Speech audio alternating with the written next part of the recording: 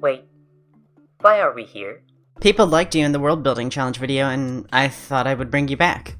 Also, it makes it look like this is a higher budget project than it actually is. No, I understood that. But why Wickerbeast? Did you not cover them already? Well, yeah, I did, but I'm covering them again because since the last time we were on Osova, they've changed quite a bit.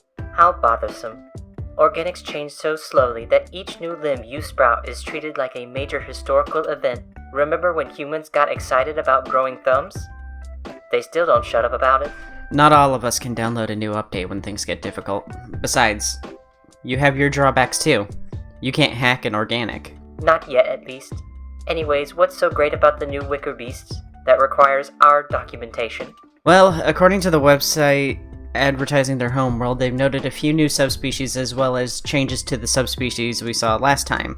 Their tourism site has also received several updates in their UI. Soon they'll be putting the history of Osova on the site as well. They haven't documented their history yet? Nope. Great. So I suppose we'll be coming here again. That's funny.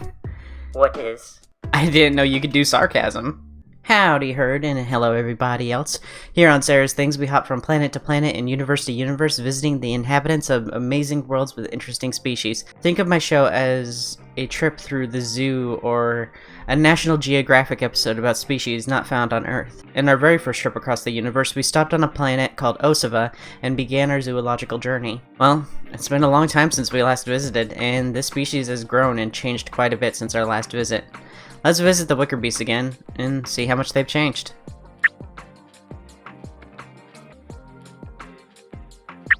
Wickerbeasts are massive species from the planet Osova. They are massive reptilian humanoid-like species that is reminiscent of Earthican trolls. They have almost as many variations as there are Pokemon types, like regular, tall, short, swamp, ice, flying, digging, and super tall.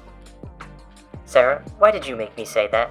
What is a Pokemon? Pokemon is a really popular Earthican game, and I made you say it because it's funny that I can make you say anything I want, even if the jokes really, really suck. And they say AI are cruel. You're too serious. If you can have sarcasm, then maybe I should install a sense of humor. Anyway, today in our video about them, we'll be revisiting each of the subspecies, including some that weren't here on our last visit, and then going over biology and reproduction in the next video. Then, on our next visit, we'll be going over history when they eventually add it. Like all of our videos, we will first be discussing our first subject, the standard variant, and then in order of obscurity, ending with the one that deviates the most from the original. This is because you need to know the baseline they all work from. Standard.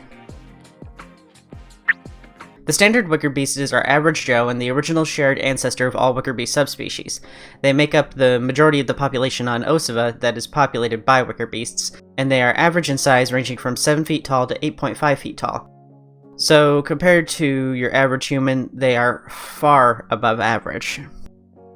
Because of them, being the average Wickerbeast, they suffer the least from the issues involving infrastructure. They aren't so tall that they need bigger doors, and they do not need stools to reach the top shelf. That was a great joke. I didn't even make you tell that one. If it's me making jokes or you forcing me to, I'll choose to make them. Anyway, like humans, the standard subspecies is highly adaptive and are the most likely to make their own tools, weapons, and try to be as self-sustainable as possible to make up for their milquetoast everything. Look at how incredibly basic this creature is. Point and laugh at the boring boy.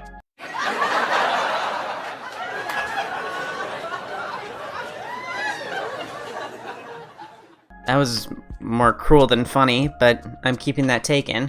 Being the average has its advantages though. Because of having to make up for the ability disparity, they are more likely to live in large colonies and cities.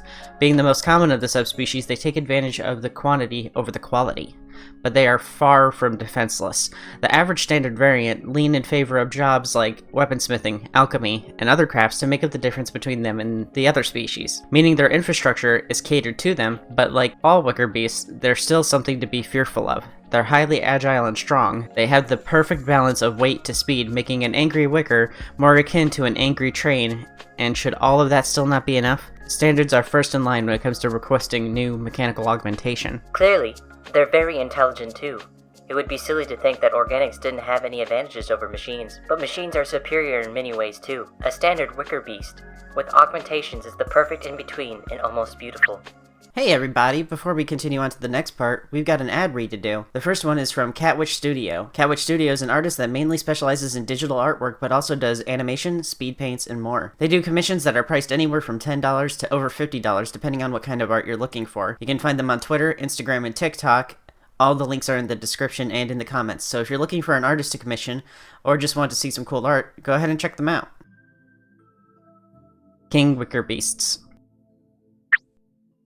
Standard variants are amongst the most populated of the species on Osova, but king beasts are the most represented despite being much more rare than the standard variant, as they are mutations of the standard. If Wickerbeast were tall enough already, then king beasts top that, standing at 9 to 13 feet tall, meaning they can be as tall as 4.33 meters with the weight to match, going up to 2,500 pounds, or 1,100 kilos. Wow, what an absolute unit. If they played Earth against sports, I think all the humans would just run from them instead of playing. Their popularity is easy to spot because, for one, big, but also they have the traits most associated with the species, but in excess. They have big, fluffy manes, additional fur on the tail base, arms, heels, and fluffy tail tip that's unique to them. They also have large horns, bigger claws, and a massive tail. Everything about them is huge.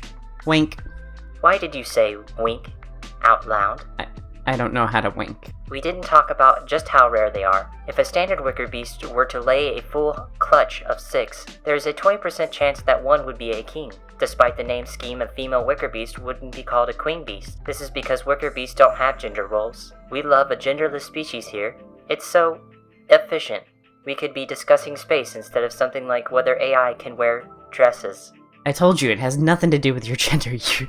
You don't have a body. Sure. Whatever helps you complete your sleep cycle, Sera. Before Sera interrupted me, I was going to talk about how king beasts are born to the standard subtype, which means despite being viewed as a subspecies, they are still born into the standard variant society. So they have to exist within confines of a society that wasn't built for them, which blows. Yeah, it's pretty unfortunate, but they have found a place within their societies that benefits everyone. Because of their size and extreme stamina, they make up the backbone of the labor forces in the cities, working as long as 14 hours without feeling overworked. It's not uncommon to hear about king beasts who work days in a row without even realizing it. This doesn't hurt them, so I imagine cities and expansion efforts must be a simple and fast affair. Really, their only weakness is their slow nature, and the best thing you can do to avoid one is to just be faster than them, which is not hard.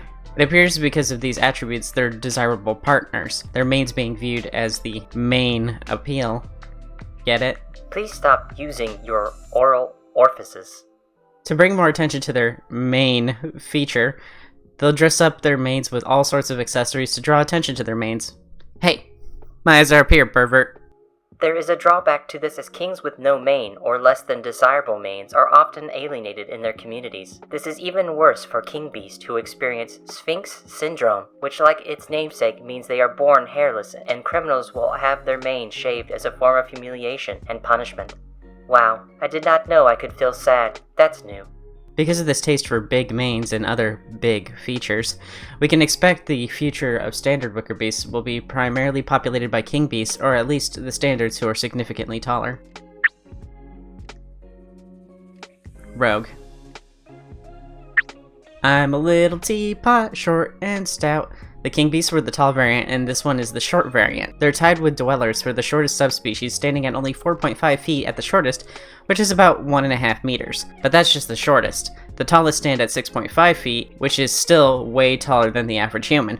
So you might have some questions when this one tells you it's the brunt of the litter. Rogues are also sufficiently less fluffy, having a smaller mane and no additional tufts of fur. Everything on them is smaller too. Of note, they lack horns and have smaller claws. Because of this disparity in ability, with larger variants, they have to use their brain and light builds more creatively, making them incredibly clever and agile. This agility even applies to their bite. While their bites are less powerful, they can get in out of prey quickly, allowing for more opportunities for lethal strike. Because of this, they have also become quite adept at survival. Seeing the world from a different height has its advantages. You see things in ways others wouldn't. It's like having an outsider's perspective. It's not so much a disadvantage as it is a new outlook. This new outlook, though, is them often viewing themselves as being a pain or in the way of other larger variants. So despite being fully capable of living in cities with the other variants, they choose not to. It's easier to remove themselves than feel vulnerable and ostracized or alienated. That is sad. Do you want me to uninstall your emotions? I'm not at that point yet, but we have a lot more to go over, so maybe in a couple more subspecies. Please continue. Where rogues do live is out in the boonies. They build homes that are more like burrows. A home that is built partially into the terrain around it, like a cave with a front door. These houses tend to be much smaller, but that's fine with them since they don't take up much space either. But despite their tendency to avoid cities and urban environments, they aren't friendless. They get along great with dwellers, the more subterranean and cave-dwelling species of Wickerbeasts. It's not uncommon to see those two subspecies working together in mines. A dweller will do the digging with their big claws and tails, while the resourceful rogues will move the debris and get to their hard-to-reach places that is too out of the way for the dweller's large claws. Outside of mining, rogues tend to be merchants since they're better at acquiring rare items. And I imagine that wit comes quite in handy when it's time to haggle. I've heard they make great entertainers too. Imagine that. I could have just as easily been a rogue YouTuber. That makes sense. It says in the documentation that they are often clowns. Hey, before we continue, we've got one more ad read to go. And this one is for Angry Bees on Discord. Are you a fan of quirky, unique art that stands out from the crowd? Look no further than Angry Bees. With a talent... Sorry. I'm gonna leave this in because it's funny. But that Angry Bees makes me laugh. That's a funny name. With a talent for creating bold and colorful species, Angry Bees artwork is sure to catch your eye and leave a lasting impression. But that's not all. Angry Bees offers affordable commissions, so you can get the custom artwork you want without breaking the bank. From character designs to digital paintings and everything in between, Angry Bees can bring your vision to life. So whether you're looking for a new addition to your art collection or a special gift for a friend, Angry Bees has got you covered. Check out their portfolio today and see why they're quickly becoming one of the most sought-after artists around. Dweller. Now we're getting weird. From here on out, the variants are going to be drastically different in appearance than the base 3. Last time I saved this subspecies for last, as they are the most obscure of the species, but Rogues mentioned them, so I didn't want to make you wait super long for me to talk about them. Obscure doesn't even really cover their weird. Dwellers are a bit in the uncanny territory for Wickerbeasts, with lopsided or mismatching horns, manes that only grow on the back of the neck, jagged and cropped ears, an additional horn on their nose like Earthican rhinos, poor eyesight, and strangest of all, 2 claws that grow out of their tail like pincers. The cause of these traits are from inbreeding present in early life on Osova, but it's been a long time since then, and these traits have become a part of the shared Wickerbeast gene pool. They're quite weird in relation to the standard Wickerbeast, but some prefer these appearances as it leans into the more demented appearance already present in the standard Wickerbeast. As we mentioned in the section on rogues, dwellers are a subterranean dwelling species. They don't live well in the cities like the standard variant, but don't confuse them with being uncivilized. Dweller colonies are just like the cities above ground, just underground. Each of these cities are hand-carved into the earth by the inhabitants of the cities. These cities are usually carved into mountains or caves, but they tend to avoid building too high or too low into the earth because of the lack of fur to keep them warm. Sera, they do not lack fur, they just have less of it, and they get cold from more than just less fur. Grooming ranks pretty low when you live in the dirt, so dwellers' fur is often covered in dirt and sediment and grease. Right. My bad. Anyway, we mentioned their penchant for mining, and it's a major part of dweller life. They hunt for gems and minerals and use them in a wide variety of objects. Even though they're ostracized for their weirdness, they are still Osova's main exporter of ores, minerals, and other materials that are needed by larger Wicker cities.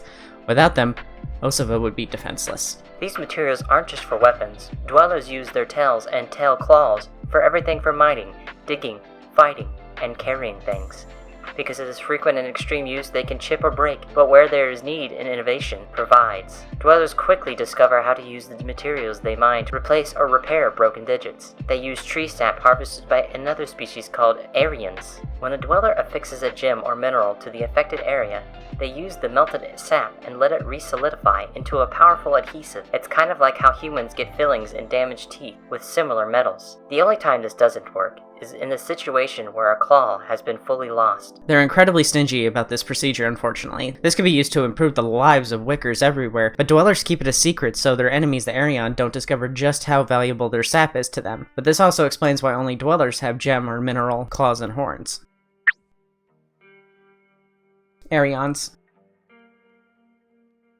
The name for these ones is misleading as Wickerbeast cannot fly, but the Arion get the closest to those lofty goals. Arions, like the Earthican flying squirrel, have large flaps of skin that extend from under the arm and to the lower body. Unlike the Earthican flying squirrel, they have a large club-like tail with 4 spikes protruding from the blunt end, much like a mace. They also have several nub-like horns on their head, a raptor talon on their inner toe, rabbit-like Y-shaped nostrils, shorter ears, and amplifiers on their neck which serve as large ears. As you can imagine, all these traits are to further benefit their light and quick form. The Arion are also the 3rd smallest. Their large arm flaps allow them to glide, and as such, their civilizations are built around that, living up in the trees and tree houses. Because of their many advantages, they make for some of the best Wicker combatants, and are often the first into battle, taking advantage of their mace-like tail, gliding, speed, and superior hearing.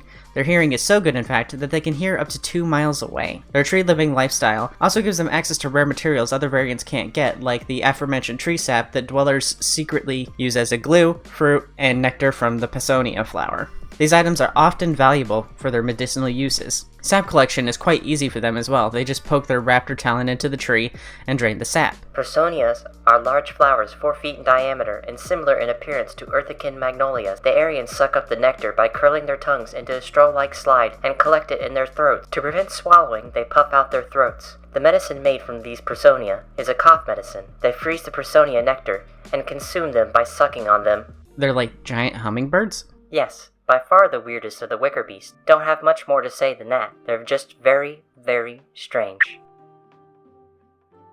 Swamp. In the world of amphibious Wickers, we have the Swampwicker beasts, who look like a Wickerbeast if they lived in Florida. They have a large alligator-like tail with several rows of nub spines down the back to the tip of the tail in 1 to 3 columns. Many have crocodilian-like underbelly scales, but just on the tail, and some have webbing between their toes and claws. I wasn't joking, it's like they're from Florida. Florida Wickerbeast can swim through the water at 55 miles per hour. So despite looking quite similar to the Earthican crocodile, they are much more dangerous. Swimming is super important to their daily life, but their most prized feature is their fat tails. The most important factor is acquiring a mate and the girth of the tail and combat display. So sorry fellas, size does matter. Florida Wickertails are pretty heavily armored, and their spikes are durable too, so they don't often have the problem dwellers do with broken spines. Lucky them, because there are a lot to break here. Weirdly though, they still lose out against Arions and dwellers when it comes to tail-based combat, and a loss here is permanent since their spines don't grow back. But they have their advantages, their swim speed, and they can remain underwater for almost 2 hours, making them excellent ambush predators. The only species better at aquatic life is the pelagic. Pelagic. This is the final variant that occurs naturally in Osova. The Pelagic are a large deep sea-dwelling species of Wickers that are essentially furless. Because of their unique lifestyle, they often live in societies of their own or choose to be alone. They have gills on their cheeks, webbing between claws, toes, and under the arm like Arion flaps, shark-like tails with fins, coral growths, and even live symbiotically with a small ocean wildlife who lives in their mane. These many benefits towards aquatic life have come at a pretty big cost to their ability to dwell terrestrially. Pelagic can't go on land for long without drying out or experiencing pain. For them to completely dry out, it takes only 2 days, and pain starts at just 12 hours. Pretty much a Cinderella situation. They can go to the ball, but too long and they die. I don't think that's how the story goes. Close enough.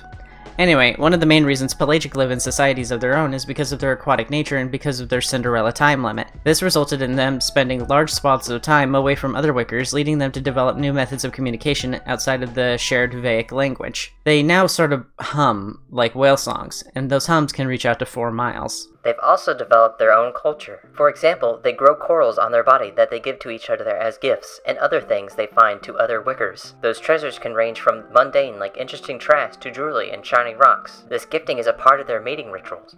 Earthican penguins have been seen doing the same, so this isn't wholly a unique behavior. It's not all sunshine and interesting looking garbage though. Life as a pelagic is still very dangerous. Pelagic have claimed to see horrible, large, abyssal creatures that no one else has, and altercations with sea monsters can be lethal for pelagics. Even just losing their tail can mean death, as oftentimes a pelagic will bleed out and float to the surface. Should they survive, they'll have to rely on a robotic prosthetic. No one has confirmed the existence of sea monsters though, so it could just be Wicker's overactive imagination. Pelagic are the largest naturally occurring fairy on Osova. They're up to 4.3 meters tall. Surely there isn't anything larger than them on Osova. You haven't seen Earthican oceans, have you? Sea creatures on Earth can be as large as 33 meters. Oh, well, I wish the Pelagic all the best in these ocean shenanigans. I'll stick to being here in a computer. Hybrid. This is the true final variant. We're going to break the fourth wall a bit for this one, so I'm going to put Baba in sleep mode while I talk about it. You can't make me sleep that easily, can you? Hybrids are a bit restricted to the general public, but a hybrid is a mix between an Earthican animal and other Wickerbeasts. Usually they're made by an approved artist who have to go through an application process or become a site admin to be allowed to make them. There are a few hybrids that have been approved for general use, but they're still in the works. Most hybrids are non-canonical, but can be used in Osovan settings, and hybrids with magical creatures still aren't able to use magic. But that doesn't mean hybrids have no rules or cohesive design. Hybrids must have a jagged mouth shape like a jack-o'-lantern, box muzzle, 4 hand claws, mixed with a biological creature, backwards facing ears except for lagomorph mixes, pupilless solid eyes, and horns matching the mixed subtype. A lot of rules are standard across the variants, so this is to ensure that the hybrid is still easily identifiable as a Wickerbeast. Hybrids get to break and bend all sorts of rules, but have just as many rules imposed on them, like no offensive imagery. Should be pretty obvious why that's a rule. They can't be culturally insensitive, cannot be mixed with other species without permission from Pine Warden or the other species owner. They cannot have full wings or feathered tail tips, and cannot be mixed with more than one other species. For example, Wickerbeast and cat is fine, but Wickerbeast cat and dog is too many. For more info, as well as the full list of rules, check out the hybrid rules link in the description. Alright, we can wake up Bobot now. What's up? I was having a good dream. So many electric sheep. You slept right through the last part of the video. We're at the intro now. I'm sorry, Sera. Let me do the outro. We can do it together. Thank you everybody for watching. If you liked our video on the species Wickerbeast, please leave us a like and comment a sheep emoji in my honor. We'll be doing more Wickerbeasts soon, like reproduction and anatomy. How disgusting. But before we go, we need to thank our patrons and show our favorite viewer. Don't forget to watch the end card for fan art too. Thanks to Colorado Blue, Vaderson, Linky, Blonsk, Series, Ninjasun, Romu, and all of the Twitch subs, patrons, YouTube members, and people who give us supers.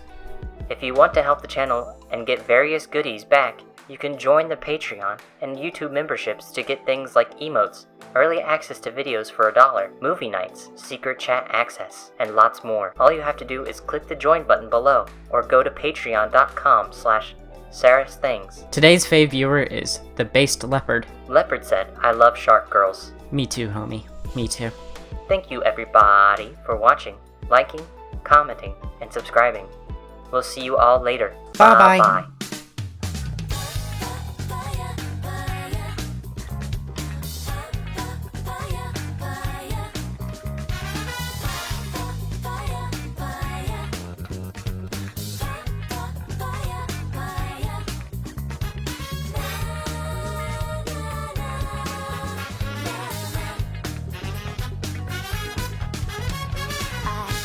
My map and it shows a place I wanted to go. Packed up my stuff, set out for adventure. I know that you're lucky, 'cause